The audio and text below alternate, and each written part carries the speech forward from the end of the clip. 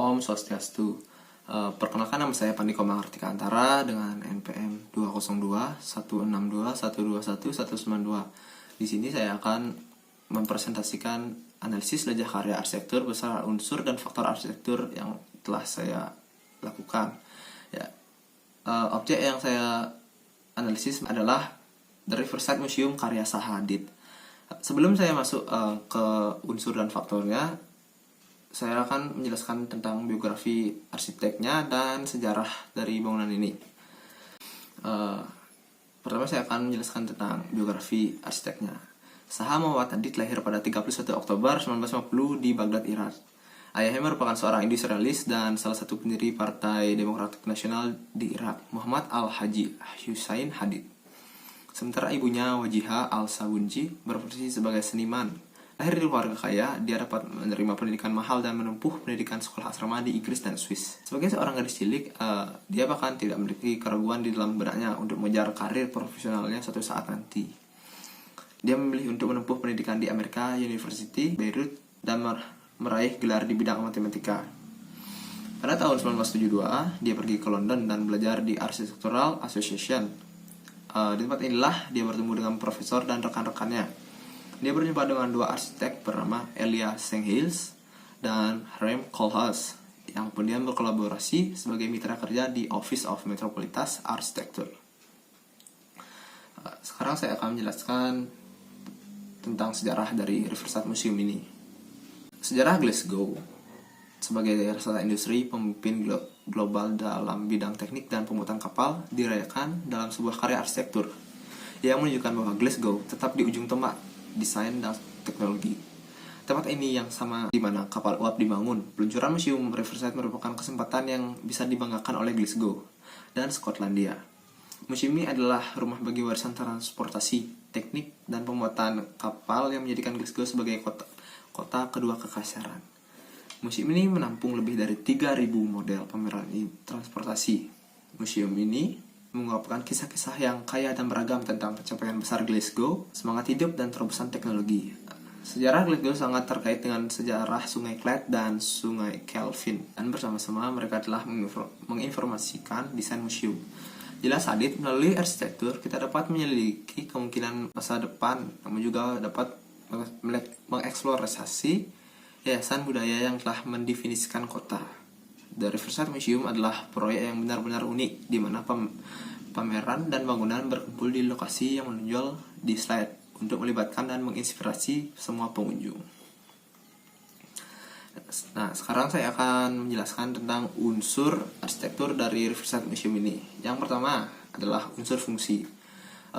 Riverside Museum ini digunakan untuk menyimpan dan memamerkan lebih dari 3.000 model transportasi yang bisa digunakan untuk tempat rekreasi ataupun pendidikan, dikarenakan sudah didukung dengan fasilitas yang canggih dan memadai. Yang kedua merupakan unsur ruang. Dengan luas lantai sekitar 11.000 meter persegi atau 118.000 kaki persegi, The Riverside Museum mengakomodasi yang pertama entrance lobby atau lobby pintu masuk yang digunakan untuk menyambut tamu dan mengontrol akses masuk. Untuk tiket masuknya ini gratis. Lalu yang kedua merupakan ruang pameran. Museum ini memiliki galeri pameran utama yang berwarna kuning, seperti terowongan sepanjang 150 meter atau 490 kaki yang mengesankan dengan model transportasi yang ditempatkan di lantai ataupun rak-rak yang berada di samping dinding. Lalu yang ketiga merupakan shop atau tempat pembelanjaan.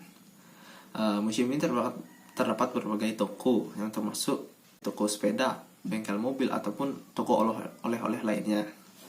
Lalu yang keempat merupakan ruang resepsionis. Jika mungkin pengunjung mendapat masalah di museum ini, bisa mengunjungi resepsionis untuk meminta bantuannya.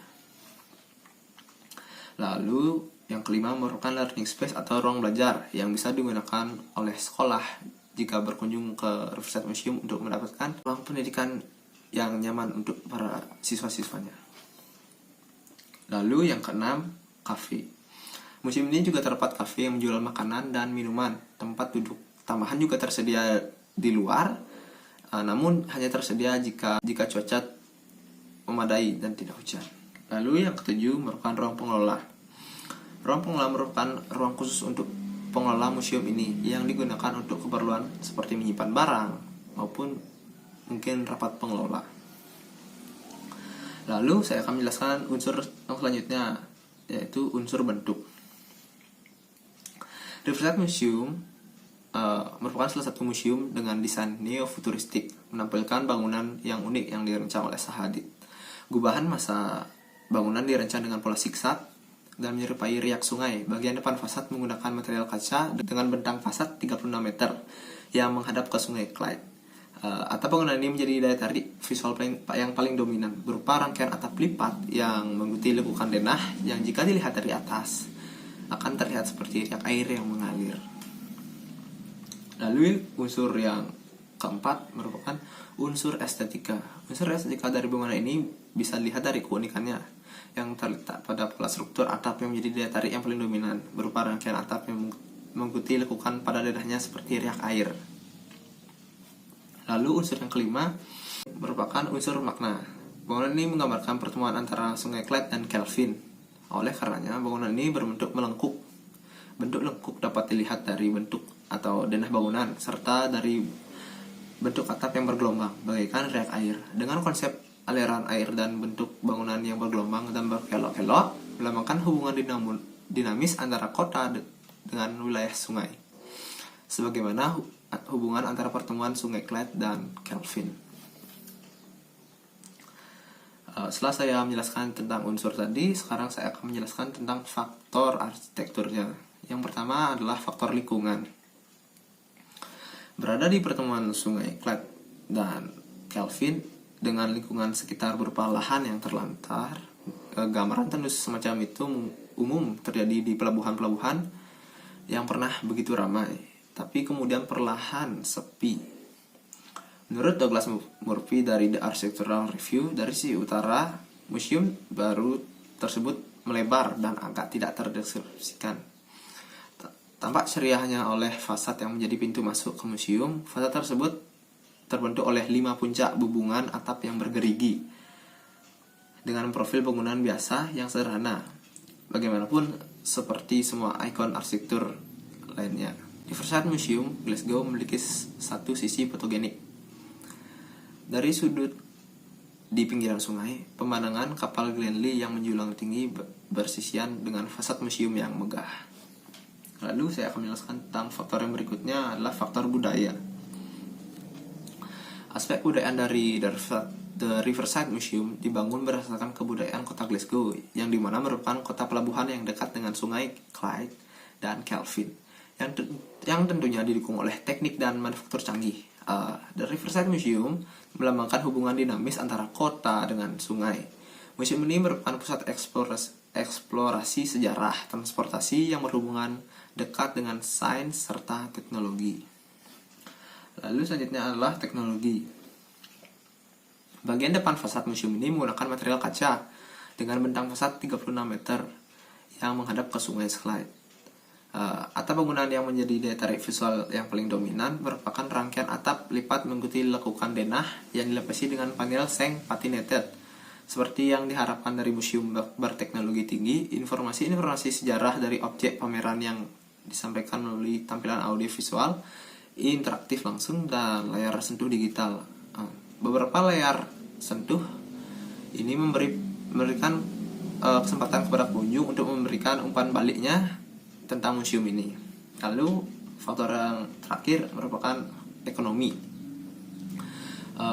Museum ini dibangun dengan dana 74 juta pound sterling atau sekitar 1,4 triliun yang dibangun dari tahun 2007 hingga tahun 2011. Dewan Kota Glasgow menyumbang sekitar 50,9 juta pound sterling untuk total biaya ini. Sementara 18,1 juta pound sterling berasal dari Heritage Lottery Fund, dan untuk 5 juta pound sterling dikumpulkan melalui banding publik. Sekian presentasi dari saya.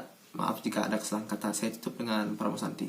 Om Santi Santi Santi Om.